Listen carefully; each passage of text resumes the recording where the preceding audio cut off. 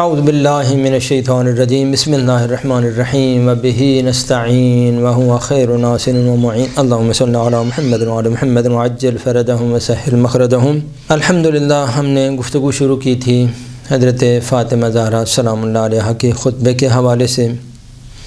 اس کے تاریخی پس منظر کو پچھلے پروگرام میں ہم بیان کیا کہ یہ فدق کا کیسے حضرت زہرا سلام اللہ علیہا کو ملا،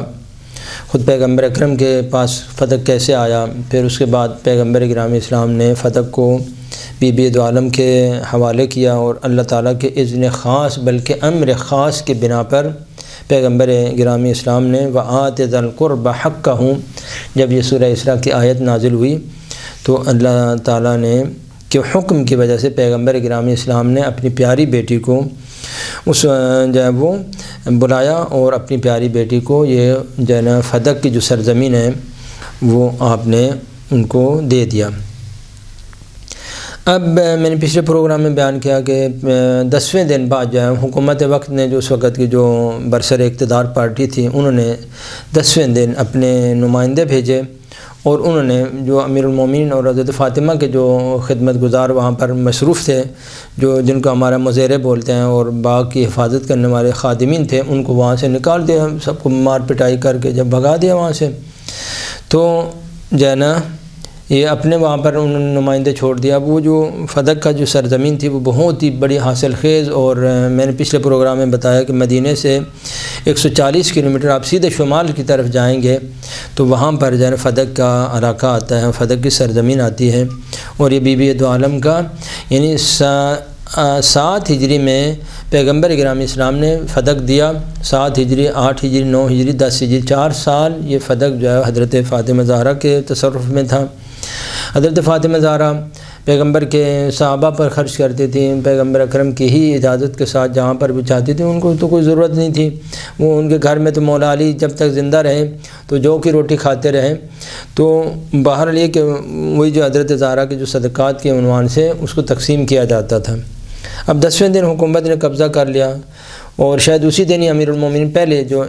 گئے، امیر المومنین جو ہے وہ گئے اور انہوں نے جا کے جو ہے ان کو کہا کہ آپ فدق واپس دیں، کیوں آپ نے چھینا ہے ہم سے؟ تو انہوں نے وہ کہا کہ نہیں جو ہے آپ کا نہیں ہے، وہ پیغمبر اکرم کا تھا، پیغمبر اکرم بھی وہاں پر حکومتی کاموں کے لیے خرچ کرتے تھے، ہم بھی حکومتی کاموں کے لیے خرچ کریں گے، لہذا آپ لوگ جو ہے وہ ہمارے ساتھ ضد نہیں کریں۔ تو اب امیر المومنین تو زیادہ اصرار نہیں کیا، چونکہ یہ بن جاتا تھا کہ مال دنیا کے یہ پیچھے لگے ہوئے ہیں، یہ بھی مال دنیا کے یہ پیچھے لگ گئے ہیں، تو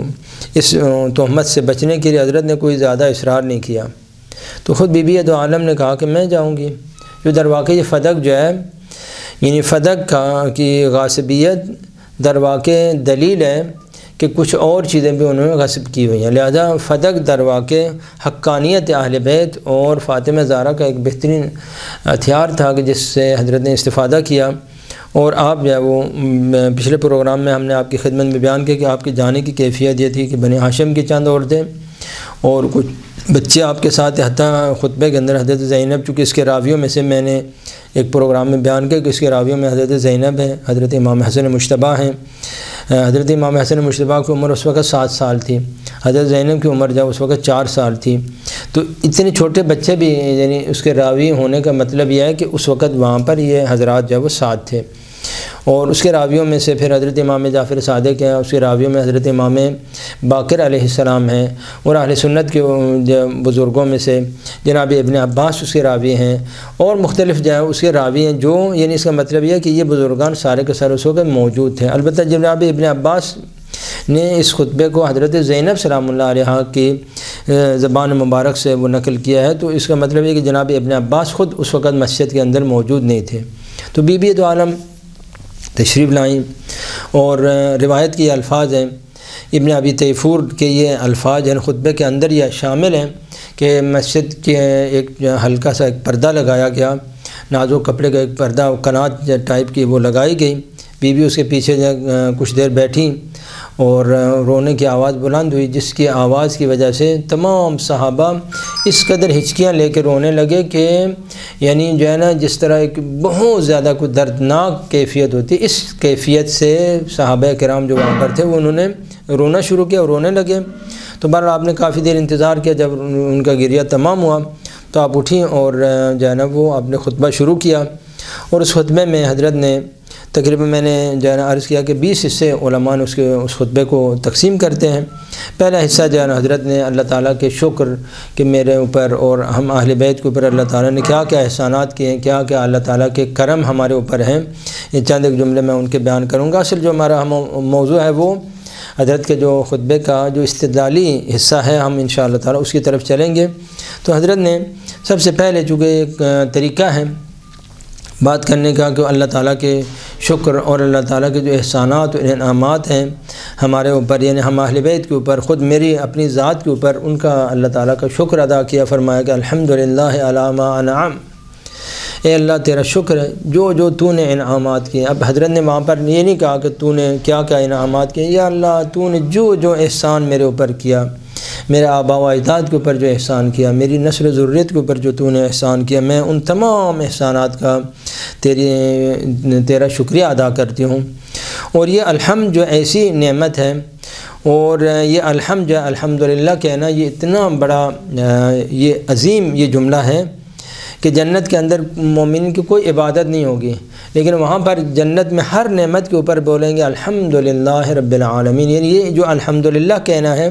یہ وہاں نمازیں ختم ہو جائیں گی، روزے ختم ہو جائیں گے، حج و جہاد کوئی عبادت نہیں ہوگی، اما وہاں پر ہر وقت اللہ تعالیٰ کا شکر کرنا جو ہے وہ عبادت ہوگی جو مومنین وہاں پر بولیں گے۔ تو یہ جملہ اتنا پیارا اور عظیم جملہ ہے کہ خود اللہ رب العزت کو اتنا پسند ہے کہ اس نے اپنی کتاب کی ابتدا اسی مبارک کلمہ کے ساتھ کی، بسم اللہ الرحمن الرحیم الحمدللہ رب العالمین۔ یہ اللہ کو اتنا یہ پسند ہے اور یہ پیارا جملہ ہے۔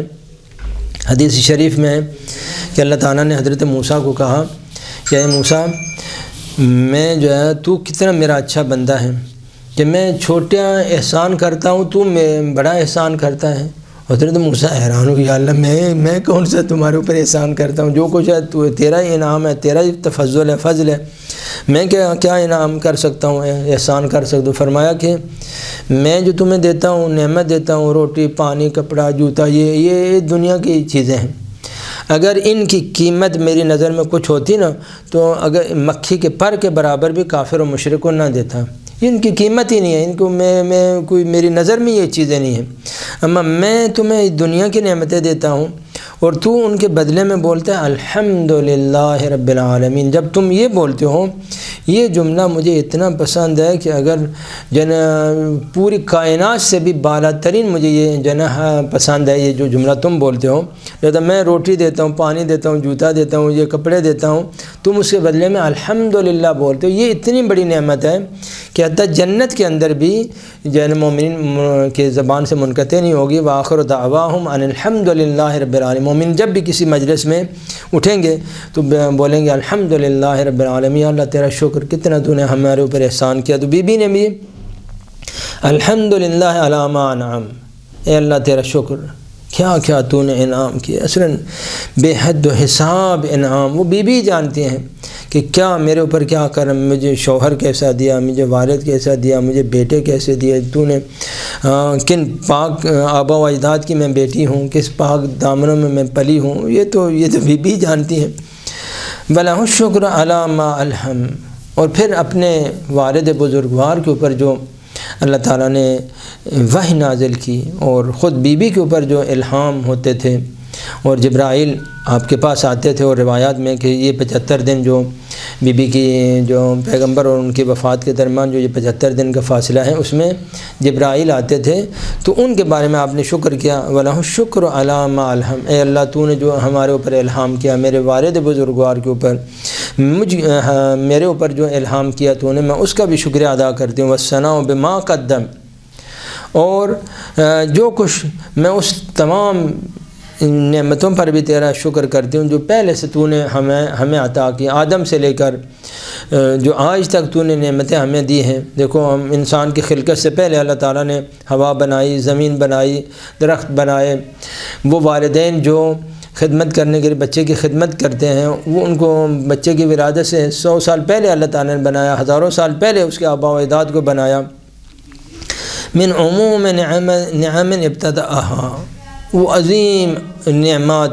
کہ جن کو اللہ تعالیٰ نے خود اپنی طرف سے ابتداءً دیا. میں نے کوئی درخواست نہیں کی, میں نے کوئی سوال نہیں کیا. اے اللہ تو نے خود ہی اپنے تفضل سے اور احسان سے وہ نعمتیں جو ابتدا سے تو نے مجھے عطا کر دیں. یعنی اگر وہ بچہ پیدا ہوتا ہے تو وہ تو نہیں مانگتا کہ یا اللہ مجھے دودھ دے, مجھے پانی دے, مجھے مہربان والدین دے, مجھے رہنے کے لیے وہ گھر و مکان دے. نہیں, یا اللہ تیری جو نعمتیں ہیں جو تو نے ابتداءً بغیر کسی سوال, بغیر کسی استحقاق کے تو نے عطا کی, میں ان کا بھی شکریہ ادا کرتی ہوں. وَسُبُوغِ آلَاءٍ أَسْدَاهَا, اور اس کی بہت زیادہ نعمتیں جو پے در پے اس نے ہمارے اوپر نازل کی. وَتَمَامِ مِنَنٍ وَعَلَاهَا, اور پے در پے جو اس کی تمام منتیں اور جو نعمتیں ہیں جو پشت در پشت پے در پے جو ہمارے اوپر نازل ہوئے, میں ان کا بھی شکریہ ادا کرتی ہوں. وَجَمَّ عَنِ الْحِصَاءِ عَدَدُهَا, اور وہ ان کی تعداد اس قدر زیادہ ہے کہ ان کا عدد کبھی کسی حساب و کتاب میں آنے سے ممکن ہی نہیں ہے. وہ آیہ کریمہ, یعنی اس میں اشارہ ہے اس آیہ کریمہ کی طرف, وَإِن تَعُدُّوا نِعْمَةَ اللَّهِ لَا تُحْصُوهَا, کہ تم اگر گننا بھی چاہو نا وہ تو ان کی تعداد نہیں گن سکتے. تو اور کتنا ہے کہ یعنی بشر اور نعمتوں کو چھوڑے, جو ہمارے جو اس وجود کے اندر جو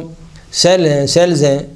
جو اس وجود کے اندر چھوٹے چھوٹے جو ہے نا, وہ اللہ تعالیٰ نے ہمارے جو حصے رکھے ہیں, اگر ہم انہی کو گننا چاہیں تو ہماری پوری زندگی گزر جائے گی. اور ہم ان کو خون کے جو صرف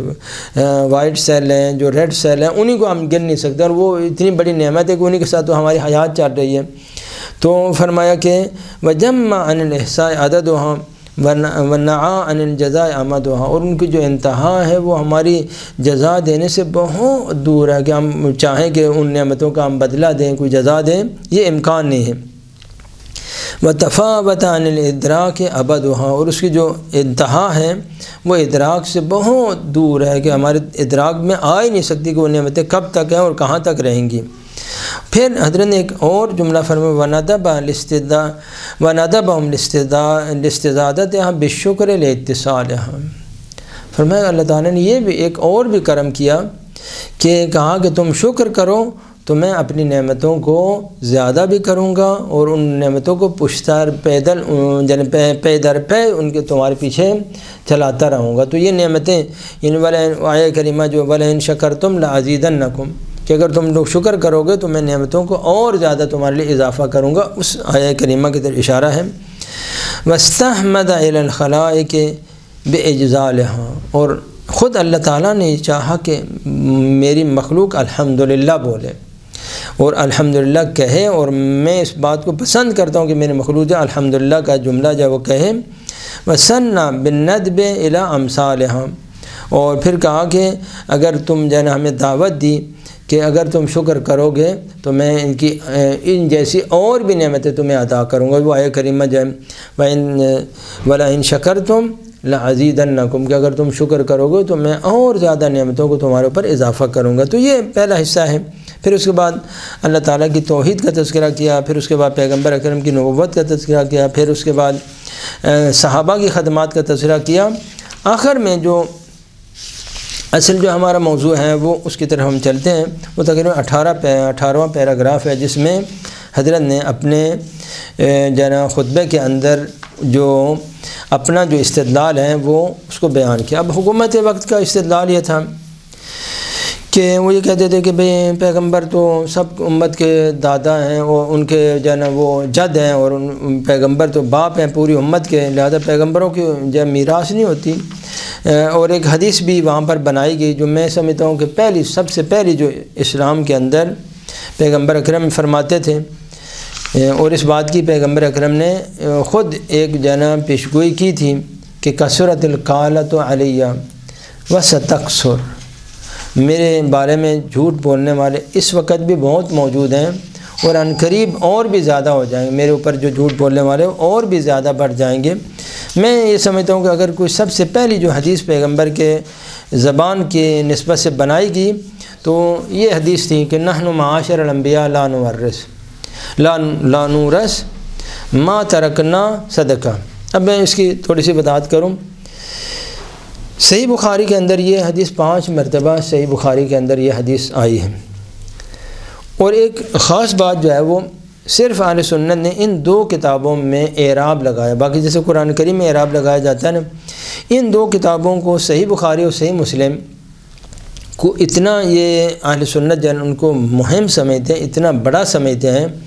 کہ ان کو قرآن کے درجے کے برابر سمجھتے ہیں، لہذا صحیح بخاری اور صحیح مسلم میں انہوں نے ان 2 کتابوں کو اعراب کے ساتھ جب وہ شائع کرتے ہیں تاکہ کوئی شخص بھی ان میں غلط نہ پڑے۔ جو ان کے بارے میں کہا جاتا ہے کہ تالیہ تلو قرآن ہے، یہ 2 کتابیں قرآن کے گویا سمجھے کہ قائم مقام قرآن ہے، قرآن کے بعد اگر کوئی زمین کے اوپر کتاب ہے تو وہ یہ 2 کتابیں، صحیح بخاری کو پہلے نمبر پہ بولا جاتا ہے، بعض بولتے ہیں کہ نہیں صحیح مسلم پہلے نمبر پہ ہے، صحیح بخاری بعد میں، تو یہ تھوڑا سا اہل سنت کے علماء میں اختلاف ہے۔ اب اس کے اندر جو ہے اعراب لگا کے اس حدیث کو 5 مرتبہ بیان کیا گیا تاکہ مقصد یہ ہے کہ کوئی حدیث کو غلط تلفظ نہ کرے۔ اب جو میں یہاں پر بات کروں گا وہ یہ کہ حدیث میں یعنی اول تو ہمارے مذہب کا تو اجماع ہے کہ یہ کذب محض، اصلاً کوئی حدیث اس نام کی ہے ہی نہیں کہ پیغمبر اکرم نے فرمایا ہو ایسا کہ یعنی وہ قانون جو صریح قرآن اور نص قرآن کے خلاف ہو وہ حدیث اصلاً کذب محض ہوتی ہے، اس میں کسی قسم کا ہم حدیث کا تلفظ بھی اس میں نہیں کر سکتے کہ اس کلمے کو جو صریح قرآن کے خلاف ہو، نص قرآن کے خلاف ہو، اس کو حدیث نہیں کہہ سکتے، اور ایسا کوئی مطلب ہو ہی نہیں سکتا ہے پیغمبر اکرم کی زبان مبارک سے کہ جو صاف طور پہ قرآن کے ساتھ معارض ہو اور ٹکراؤ رکھتا ہوں۔ اور یہ جملہ جو دربار میں کہا گیا، اب کہنے والا کس نے کہا، بھی میں اس کا نام نہیں لوں گا، دربار کے اندر سے یہ پیغام آیا کہ نہیں جی آپ کے بابا کی تو کوئی میراث ہی نہیں ہے، جو آپ کے بابا ہی تو ہمیں بتا کے گئے تھے نحن معاشر الانبیاء لا نورث۔ اب جان بوجھ کے اس حدیث کا اعراب لگایا گیا تاکہ جو اعراب لگانے کی وجہ، چونکہ حدیث میں دو قسم کی شکیں بنتی ہیں، تو اب یہ کہ ایک شک جو ہے وہ خلیفہ وقت کی وہ طرفدار بنتی ہے اور ایک شک خلیفہ وقت کے خلاف بنتی ہے، تو جان بوجھ کے اعراب لگا دیا گیا تاکہ جو ہے نا پڑھنے والا دوسری طرف جائے نہیں کہ یہ جملہ اگر فرضاً جو ہے نا خلیفہ وقت نے، بادشاہ وقت نے یہ جملہ کہا کہ میں نے پیغمبر سے سنا کہ پیغمبر نے کہا نحن معاشر الانبیاء لا نورث، اعراب اس لیے لگاتے ہیں تاکہ آپ یہی احتمال آپ کہیں جو خلیفے کے طرفداری میں جو بنتا ہے، حالانکہ حدیث کے اندر اگر دوسرا بھی احتمال موجود ہے لیکن چونکہ وہ دوسرا احتمال خلیفے کے جو سارا کا سارا جو تھا نظریہ تھا اس کے خلاف بنتا ہے، لہذا جان بوجھ کے اس کو کیا کر دیا گیا، چھپا دیا گیا۔ یہ اس حدیث کے اوپر اصرار کرتے ہیں کہ حتماً ہم اعراب لگائیں گے اور آپ اسی طرح سے تلفظ کریں، آپ کو حق نہیں ہے کہ اس کا دوسرا کوئی تلفظ کریں تاکہ وہ خلیفے کے خلاف یہ جملہ استعمال نہ ہو۔ حالانکہ اگر یعنی ایک ترجمہ اس کا یہ بنتا ہے جو ابھی جو موجودہ صحیح بخاری صحیح مسلم وغیرہ میں جو اعراب لگایا ہے اس کا ترجمہ یہ بنتا ہے کہ نحن معاشر الانبیاء لا نورث، کہ ہم جو سارے کے سارے انبیاء ہیں ہمارا کوئی شخص وارث نہیں ہوتا۔ یہ پہلا جملہ ہے، اصل جو جھگڑا ہے وہ دوسرے جملے کے بارے میں ہے۔ تو ان لوگوں نے جنہوں نے صحیح بخاری صحیح مسلم وغیرہ کا اعراب لگایا تو وہ انہوں نے یوں اعراب لگا کہ ما ترکناہ صدقۃ، وہ اس طرح سے اعراب لگاتے ہیں، وہ بولتے ہیں کہ ما یہاں پر مبتدا ہے اور صدقۃ اس کی خبر ہے، یعنی اس طرح سے کہ یعنی دونوں باتیں پھر کیا ہو جائیں گی، اس طرح سے ہو جائیں گی کہ یعنی ہم تمام انبیاء آدم سے لے کر جو 1,24,000 انبیاء ہیں ان میں سے کوئی بھی کسی نبی کی میراث نہیں ہوتی تھی، بلکہ جو کچھ بھی ہم چھوڑ کے جاتے ہیں وہ سارا کا سارا صدقہ ہوتا ہے۔ یہ بنتا ہے اگر ہم پڑھیں ما ترکناہ صدقۃ، اگر صدقۃ کو ضمہ کا اعراب لگائیں تو یہ معنی بنتا ہے۔ تو پہلے جملے کا بھی یہ معنی ہوگا کہ ہم 1,24,000 انبیاء کی کوئی میراث نہیں ہوتی، کوئی ہمارا وارث نہیں ہوتا ہے،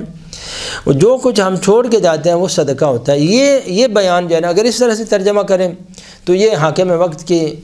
مدعا کے مطابق ہے۔ حاکم وقت یہی کہتا تھا کہ جو ہے نا مثلاً جو ہے نا میراث تو بس انبیاؤں کی ہوتی نہیں ہے، انبیاؤں کے تو کوئی میراث نہیں ہے، لہذا فدق آپ کا نہیں ہے بلکہ وہ جو ہے امت کا ہے اور امت ہی اس کو جانے گی اور میں اس کا خلیفہ ہوں،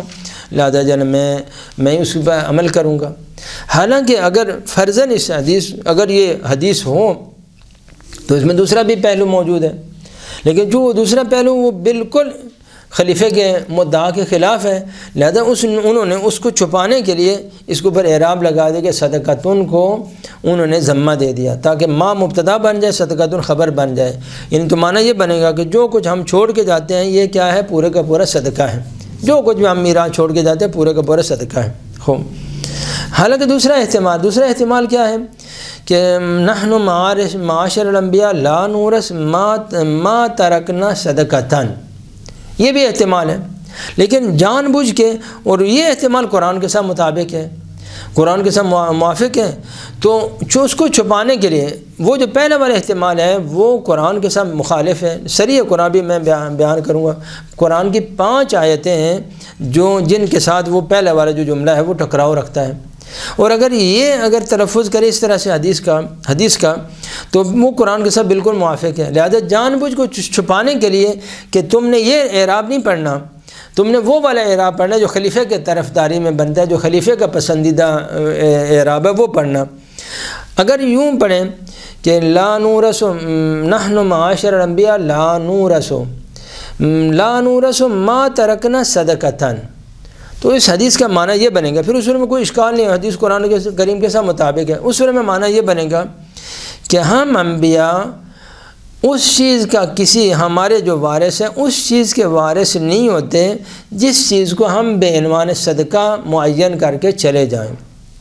تو ہماری وہ چیز ہے ہمارے وارثوں کو نہیں ملے گی، وہ چیز جو بے عنوان صدقہ ہم کسی کو دے دیں تو ہمارے وارث ان کو لینے کا حق نہیں رکھتے، یہ معنی صحیح ہے،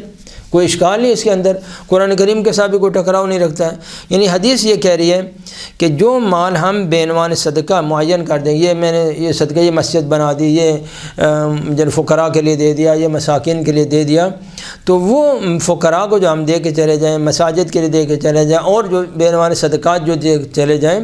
وہ ہمارے وارثوں کو نہیں ملے گا، تو قانون ہے، اسلام کا قانون ہے، ہمیشہ جو چیز صدقہ دے دی جائے تو وارثوں کا اس کے ساتھ کوئی تعلق نہیں ہوتا کہ وارث جائیں تو ان سے چھینتے رہیں، باپ دادا صدقہ کے طور پہ چھوڑ کے بیٹے جا کے اس کے ساتھ لڑائیاں کرتے رہیں، وہ اس کو واپس لے، نہیں، ان کا یہ حق نہیں ہوتا ہے۔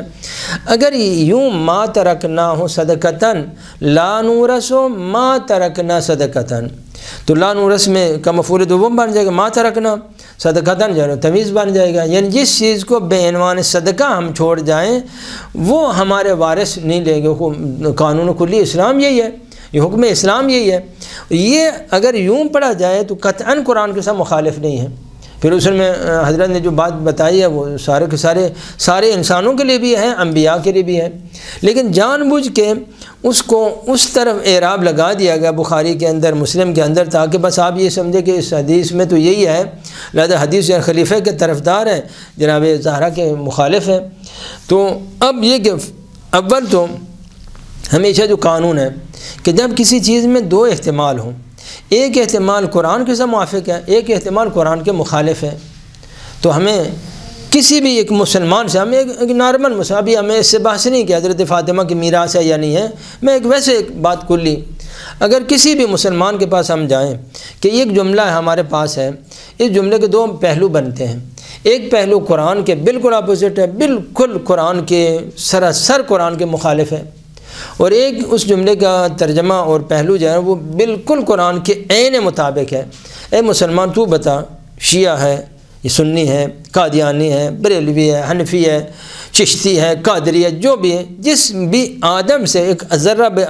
عقل بھی ہوگی نا تو اس کو کہ سامنے جب یہ بات رکھیں گے وہ کہے گا میں اس معنی کو قبول کروں گا جو قرآن کے ساتھ موافق ہے، میں اس معنی کو قبول نہیں کروں گا جو قرآن کے ساتھ مخالف ہے۔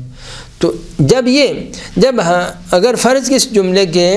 یہ جملہ حضرت نے کہا تو ہمیں اس معنی پر ہمارے اوپر حمل کرنا واجب ہے جو معنی قرآن کے ساتھ مخالف نہ بنتا ہوں، جو معنی قرآن کے ساتھ مخالف بنتا ہوں اس پر حمل کرنا حرام ہے، اور پھر نسبت دینا کہ یہ جملہ پیغمبر نے ایسے کہا ہے اور یہ سراسر خلاف قرآن کہا ہے، اور پیغمبر کی بات اس مقام میں جناب پیغمبر تو ہمیں قانون بتایا کہ جو بات میری طرف منسوب ہو اور وہ قرآن کے ساتھ مخالف ہوں تو اس کو دیوار کے اوپر مار دو، اس کو بالکل میں نے اس کو نہیں کہا۔ تو اگر یہ جملے کو ما ترکناہ صدقۃ ہم پڑھیں تو یہ تو قطعاً قرآن کے خلاف ہے، 5 آیتوں کے خلاف ہے، اور وہ 5 آیتیں بی بی دو عالم سیدہ کونین نے اپنے خطاب کے اندر، اس تقریر کے اندر جب بیان فرمائی، کہا کہ تم کہتے ہو نحن معاشر الانبیاء لا نورث، تم یہ کہہ رہے ہو نا، تو بتاؤ ووارث سلیمان و داؤد، ادھر اس میں کیا جواب دو گے؟ تم تو کہہ رہے تھے یعنی ہم پورے کے پورے 1,24,000 انبیاء کا کوئی وارث نہیں ہوتا، تو نص قرآن ہے کہ جناب سلیمان کیا ہوا؟ وارث بنے داؤد کے۔ پھر یہ نہیں بلکہ دوسرے مقام میں اللہ تعالیٰ نے، تم تو کہہ رہے تھے کہ پورے انبیاء کی کوئی میراث نہیں ہوتی، تو جناب یہ بتاؤ حضرت یحییٰ کی جو آیت ہے کہ حضرت یحییٰ دعائیں کرتے تھے،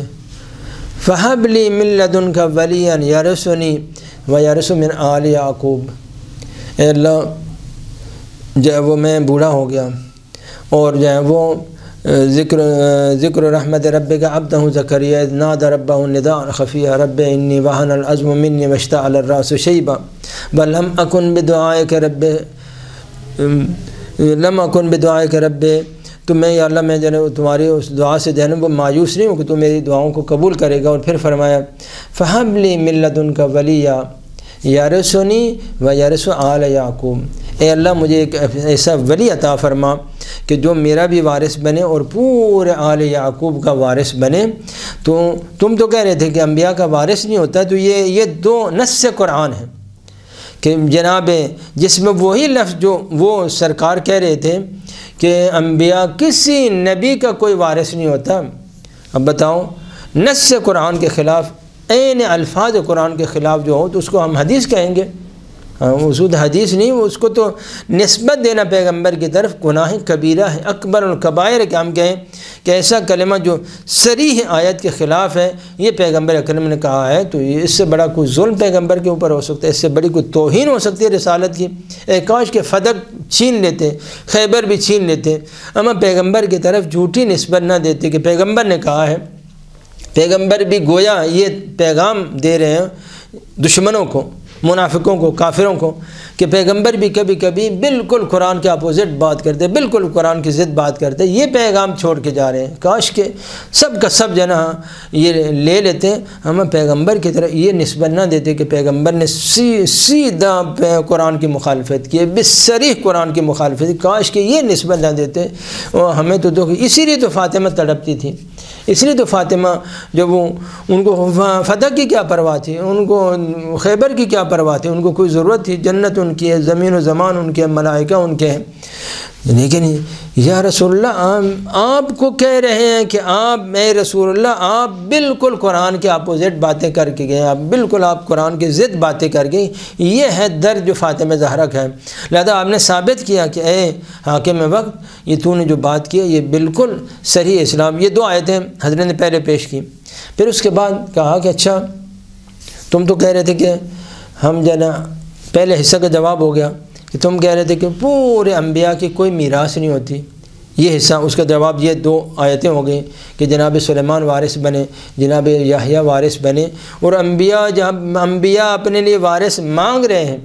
جناب داؤد نے وہاں دعا نہیں کی، ہم جناب یحییٰ تو دعا کر دیا اللہ مجھے وارث عطا فرما، میرا بھی وارث بنے پورے آل یعقوب، حضرت یعقوب کے جو بعد میں جو حضرت یعقوب کی جو اولاد میں سے حضرت یوسف تھے وہ بھی نبی تھے، پھر حضرت یوسف کے بعد اور انبیاء آئے، حضرت یوسف کے بعد حضرت موسیٰ جیسے نبی آئے، حضرت ہارون جیسے نبی آئے، وہ آل یعقوب تھے سارے کے سارے، حضرت عیسیٰ آل یعقوب تھے۔ تو میرا جو مجھے بیٹا عطا فرما جو پورے خاندان آل یعقوب کا وارث بنے، پورے آل یعقوب کا وارث بنے۔ انبیاء جب اللہ تعالیٰ سے مانگتے ہیں تو تم تو کہہ رہے تھے کہ انبیاء کا کوئی وارث نہیں ہوتا، تو یہ پہلا حصہ ہوگا۔ اب اگلے والے حصے کا جو اس کا جواب 3 آیتوں کا حضرت نے اگلے والے حصے کا، تم کہتے ہو ما ترکناہ صدقۃ، جو کچھ بھی ہم چھوڑ کے جاتے ہیں صدقہ ہے۔ تو اس کا جواب سنو کہ اللہ نے 3 آیتیں نازل کی، اللہ تعالیٰ نے 3 آیتیں نازل کی کہ انبیاء اور غیر انبیاء کا کوئی وہاں پر فرق نہیں فرمایا۔ پہلے نمبر فرمایا اولو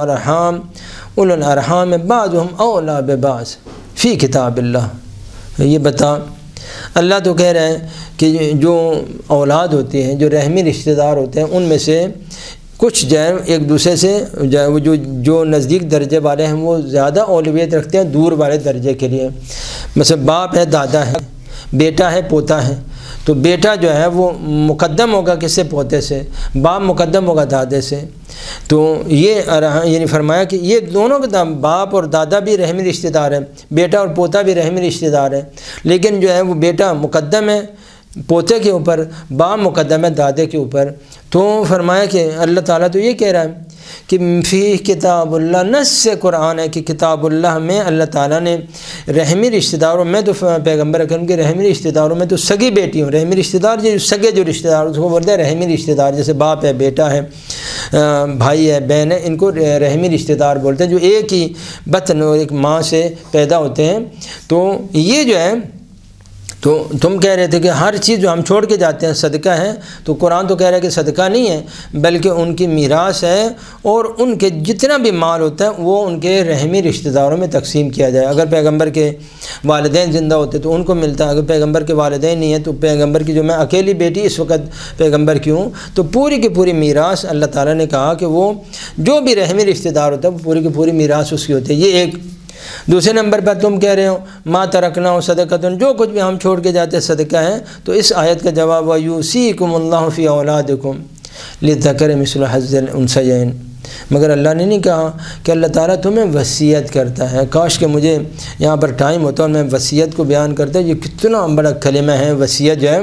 وصیت اس کو بولتے ہیں کہ جس میں تغییر و تبدل دینا قیامت تک جائز نہیں ہے، اس کو وصیت بولتے ہیں۔ کوئی بھی تغییر ہو، اور جب وصیت کرنے والا میں گناہ گار ہوں تو میری وصیت کو تبدیل کرنا حرام اور گناہ کبیرہ ہے، تو جو رب العزت جس کی وصیت کرے تو اس کو کون تغییر و تبدل دے سکتا ہے؟ تو تم کہہ رہے ہو کہ پیغمبر نے نعوذ باللہ اللہ کے کلمہ جس کو اللہ نے وصیت کے نام سے تعبیر کیا ہے، جو گناہگار انسان کی وصیت کو تبدیل کرنا جو گناہ کبیرہ اکبر الکبائر، خود نص قرآن ہے۔ اگر وہ ٹائم ہوتا تو میں ساری ان تفصیلات کو بیان کرتا۔ اللہ نے یہاں پر لفظ وصیت استعمال کیا ہے کہ جس کو کہا کہ وصیت کو تبدیل کرنا کسی کے لیے اجازت نہیں ہے، کسی کے لیے وہ امکان نہیں ہے، قیامت تک اس کو تبدیل نہیں کیا جا سکتا۔ وہ لفظ اللہ رب العزت نے میراث، اولاد، جب وارثوں کے حقوق کے بارے میں اللہ نے استعمال کیا، فرمایا میں وصیت کرتا ہوں کہ اپنے مال میں سے لڑکوں کو 2 حصے دینا، لڑکیوں کو 1 حصہ دینا۔ تو جو مجھ گناہگار کی وصیت کو تبدیل کرے وہ گناہ کبیرہ کا مرتکب ہے، کہ جو اللہ کی وصیت کا انکار کرے اور اللہ تعالیٰ کے وصیت کی مخالفت کرے تو اس کا کیا گناہ ہوگا۔ پھر میں نہیں بول سکتا، میری تو زبانی اس کو تحمل نہیں کر سکتی کہ وہ کیا بڑا کبیرہ ہے۔ کہا کہ تم کہہ رہے ہو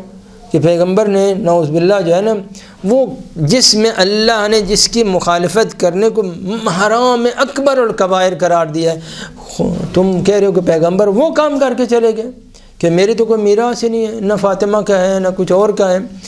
پھر تیسرے نمبر پر حضرت نے اس آیت کو پڑھا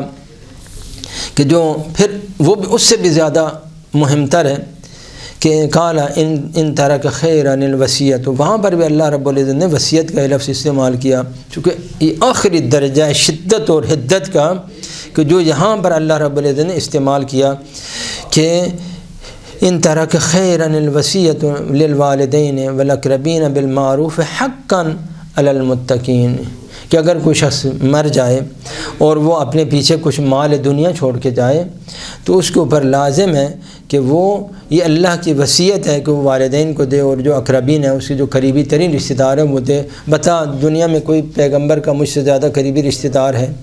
اکیلی بیٹی ہوں میں پیغمبر کی، اکیلی یادگار ہوں، یادگار رسالت ہوں، تو مجھ سے زیادہ کوئی، تو اللہ نے اس مقام میں بلفظ وصیت استعمال کیا تاکہ مطلق تغیر و تبدل جو ہے اس کے اندر امکان پذیر نہ رہے۔ تو پھر حضرت 2 جو وہ حدیثیں پڑھی، تو اب یہ ان 5 یعنی اصل میں جو جواب تھا وہ ایک جعلی حدیث کا، وہ جعلی حدیث کا بھی ایک اگر احتمال جو خلیفہ کے پسندیدہ احتمال ہے، حالانکہ اس احتمال پر حمل کرنا حرام اور گناہ کبیرہ کہ پیغمبر کے جملے کو ایسا معنی کرے، ایسا ترجمہ کرے جو صریح ہے، ایک آیت کے ساتھ ٹکراؤ نہ رکھتا ہوں بلکہ 5 آیتوں کے ساتھ ٹکراؤ رکھتا ہوں جو اللہ کی وصیت کے ساتھ ٹکراؤ رکھتا ہے، ایسا ترجمہ کرنا میں سمجھتا ہوں کہ وہ اگر کوئی شخص ایسا ترجمہ کرے تو بس پھر وہ اللہ کو جا کے جواب دے گا۔ میری زبان میں تو میں تو اس کے لیے کوئی لفظ نہیں بول سکتا، میں کوئی لفظ بول دوں تو پھر وہ لوگ ممکن ہے ناراض ہوں، تو وہ اللہ اس کو پوچھے گا کہ تو نے جس چیز کو میں نے وصیت کی اور جس میں تغیر تبدل میں نے حرام قرار دیا، تو نے اس جملے کو بنایا اور جان بوجھ کے اس کو توڑ موڑ کے ایسا ترجمہ کرتا رہا جو قرآن کے ساتھ مخالف ہو، پیغمبر کی طرف بھی نسبت دے رہا ہے کہ پیغمبر بھی نعوذ باللہ ایسی بات کر کے جو سراسر قرآن کے ساتھ مخالف ہے۔ چلیں اس بات کو چھوڑیں، بات ہم نے مان لی کہ یا فاطمہ آپ کی کوئی میراث نہیں ہے، چلیں مان لیا جی، آپ کے بابا کہہ گئے ہیں کہ جو کچھ بھی ہمارا مال ہے وہ سارا کا سر صدقہ ہے۔ میں ابھی آگے بھی تو پوچھنے کا مجھے حق ہے نا، تو کیا پیغمبر نے یہ کہا تھا کہ صرف میری بیٹی کو میراث نہیں دینا لیکن میری بیویوں کو میراث دے دینا، یا جو ہے نا وہ میرے صحابہ کو میراث دے دینا؟ یہ کہا تھا؟ جب پیغمبر کہہ گئے ہیں، فرض کریں ہم نے مان لیا، یہ حدیث بھی ہے اور حدیث قرآن سے ٹکراؤ بھی نہیں رکھتی، اور پیغمبر نے کہہ دیا کہ جو کچھ بھی میں چھوڑ کے جا رہا ہوں سارا صدقہ ہے، خوب مان لیا، تو پیغمبر کے حجروں میں ازواج کو کیوں نہیں نکالا؟ جناب ابوبکر نے اپنی بیٹی عائشہ کے اوپر کیوں اعتراض، بیٹی نکلو نا یہاں، یہ تو صدقہ ہے، یہ تو مسلمانوں کا ہے۔ جناب عمر کیوں نہیں آئے اپنی بیٹی کو بولتے بیٹی چلو اب ہمارے گھر میں پیغمبر کی میراث تو نہیں ہے، یہ تو صدقہ ہے، تم یہاں پر نہیں رہ سکتی، یہ تو جو کچھ بھی ہے صدقہ ہے، فقراء کہاں کا، تم کیوں یہاں بیٹھی ہوئی ہو؟ تو پیغمبر کی کیا حکم جو ہے نا، اگر پیغمبر نے فرمایا میری میراث نہیں ہے اور میرا سارا مال صدقہ ہے تو صرف فاطمہ زہرا کو صحیح چھیننا تھا؟ کیوں نہیں ازواج سے چھینا گیا؟ کیوں نہیں ازواج کو کہا گیا کہ بیویوں تم لوگ بھی یہاں سے نکلو اور چھٹی کرو، یہ سارا کا سارا صدقہ یہاں پر ہم فقراء کو یہاں بٹھائیں گے، یہاں پر زوار آئیں گے، یہاں پر جو پیغمبر کے زائرین آئیں گے وہ ان حجروں میں رہیں گے، تم لوگ نکلو یہاں سے۔ تو اگر پیغمبر نے جو کچھ چھوڑا وہ صدقہ تھا تو ان کو کیوں نہیں روکا گیا؟ پھر میں ایک اور سوال کروں گا کہ جو کچھ مان لیا کہ جو کچھ بھی پیغمبر چھوڑ کے گئے صدقہ تھا، تو کس بنا پر جناب ابوبکر پیغمبر اکرم کے گھر میں حجرے کے اندر دفن ہوئے؟ جب وہ صدقہ ہے تو صدقہ تو امت فقراء کے لیے ہوتا ہے، امت کے لیے ہے، تو جناب ابوبکر کس بنا پر پیغمبر اکرم کے حجرے میں دفن ہوئے؟ پھر اس کے بعد جب وہ 14 سال بعد جو ہے جناب 12 سال بعد جناب عمر 10 سال بعد جو ہے جناب عمر کیوں اس حجرے کے اندر دفن ہوئے؟ جب پورے کے پورے جو حضرت کا مال ہے وہ صدقہ ہے تو پھر ہمیں پوچھنے کا حق نہیں ہے کہ آپ کو کس نے جناب آپ کو اجازت کس نے دی کہ مسلمانوں کے مال میں آپ تصرف کریں اور مسلمانوں کو جو صدقہ ہے آپ اس کے اندر جو غاصبانہ تصرف کرتے رہیں اور اس کے اندر اپنی قبریں بنوا لیں اور قیامت تک جو ہے اپنے آپ کو اس کے اندر جو ہے وہ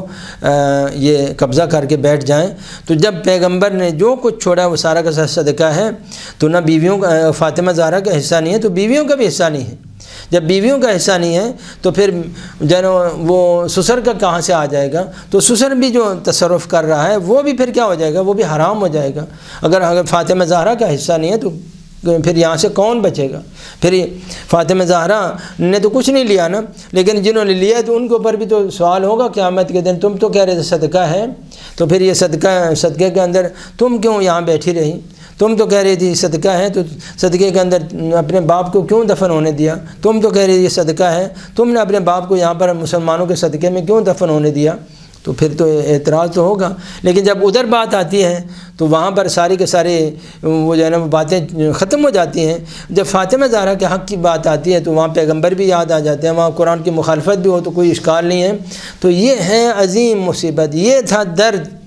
جو فاطمہ زہرا، یا اللہ ایک کاش کہ قرآن کی مخالفت نہ کرتے، قرآن کے مقابلے میں پیغمبر کو نہ لاتے۔ میرا درد تو یہ ہے یا رسول اللہ، مجھے فدق کی کیا پرواہ ہے، لیکن میرے پیغمبر کے دین کی جب تحریف کی جا رہی ہے، پیغمبر کی آنکھوں کے سامنے، پیغمبر کی قبر کے اوپر کھڑے ہو کے، پیغمبر کی بیٹی کے سامنے سراسر ایسی بات جو بالکل نقیض قرآن ہے، جو ضد قرآن ہے، جو کذب قرآن ہے، تکذیب صریح قرآن ہے، اس کو پیغمبر کی تو نسبت دی جائے کہ فاطمہ زہرا کیوں نہ روئے اس کے اوپر، کیوں نہ غم منائے، کیوں نہ تڑپے؟ یا رسول اللہ اپنی آنکھوں کے سامنے دیکھ کے آئی ہوں، اپنی آنکھوں کے سامنے تیرے قرآن کی طرح جھوٹی نسبتیں، تیرے حبیب کی طرح جھوٹی نسبتیں میں سن سن کے آئی ہوں، بعد میں کیا ہوگا، 1400 سال بعد کیا ہوگا، تو وہ تو پھر آپ خود ہی سمجھ لیں۔ تو یہ تھا درد فاطمہ زہرا کا۔ لہذا یہ اگر فاطمہ زہرا نہ نکلتی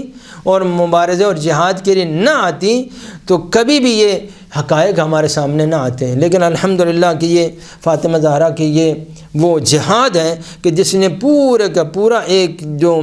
تکذیب قرآن کا جو باب تھا اس نے خود بی بی نے بند کر دیا کہ آئندہ سے کوئی ایسی بات کوئی نہ کر سکے جو قرآن کریم کے ساتھ مقابل ہو، اور نعوذ باللہ پیغمبروں کی طرح نسبت دے، 1,24,000 انبیاؤں کی طرح نسبت دے، اور کہے کہ انہوں نے سب نے ایسی بات کی ہے کہ جو قرآن کے خلاف ہے، اللہ کے دین اور شریعت کے خلاف ہے۔ تو فاطمہ زہرا کا یہ جہاد ہے کہ جس نے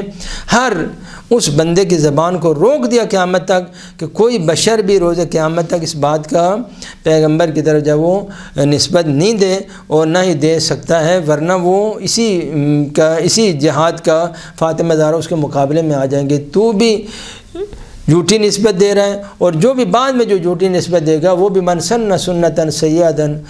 فکان وزر من عمل بہا، تو جو بھی ایک بری رسم کی ایجاد کرے جب تک وہ بری رسم چلتی رہے گی اس کے گناہ میں وہ بھی شریک ہوتا رہے گا۔ والسلام علیکم ورحمۃ اللہ وبرکاتہ۔